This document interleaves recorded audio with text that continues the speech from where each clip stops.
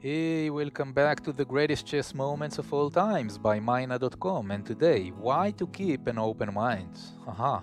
While we fast forward 12 moves, let me just say that this game between 18 years old Joachim Waffenschmidt from Germany in white and Helmut Eidinger, 30 years older from Switzerland, in black, was held in Baden Baden, Germany in 1988.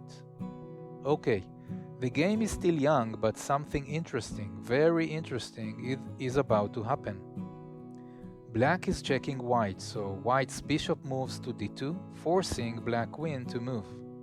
Now, if you have just a bit of chess experience, you know that the black queen is in dangerous position, right? With both bishops, knight, rook, and queen on the white queen side, it can very quickly become a killing zone for white's queen. Well, Eidinger moves black queen to a3, either planning something or because he simply likes adrenaline. White starts to build his trap anyway. First, rook to b1. Black's nerves are still ice cold. He doesn't blink and thinks this is the perfect time for castling on his king's side. White can't believe his good fortune. Unless he's missing something, he thinks that he can win a piece using black queen's vulnerability. Can you see how? Pause and take a minute to think. The only square which is keeping black queen safe is b4, guarded by black's knight, right? So which simple move will force knight to move? That's correct, pawn to d5. By now, both players clearly understand that once knight moves, black queen is in trouble, right? Well, white expects black to be good sport and withdraw with queen to either c5 or d6, so he can capture knight on c6. Simple plan, all neat and tidy. To white's huge surprise, however, black refuses to listen to reason. Knight to e5. What? What is going on here? Is he committing suicide? I'm sure you see how white now traps black's queen, right? It's easy. Bishop to b4 and there is nothing black can do. Eidinger has years of experience. What could he possibly be planning?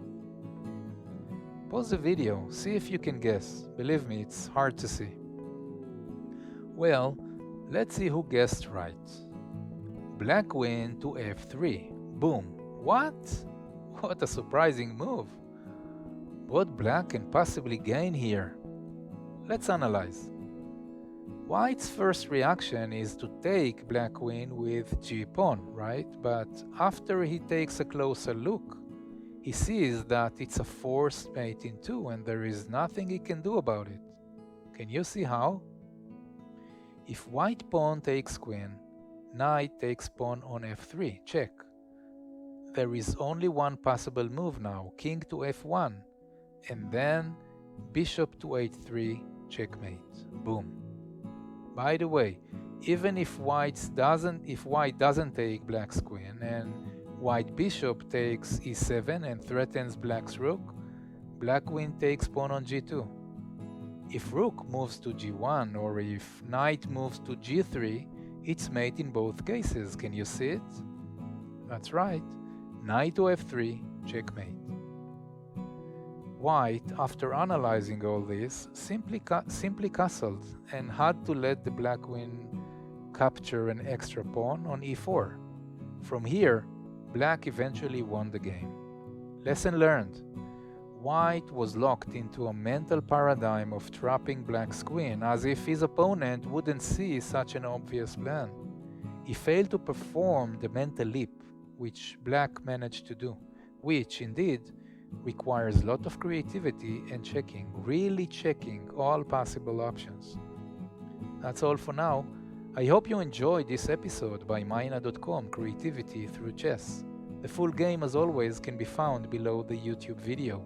If you like to get notified on the next episodes, like us on Facebook and visit our site. Also, go check our Amazon store for our unique chess sets. Major discount coupons available on our site.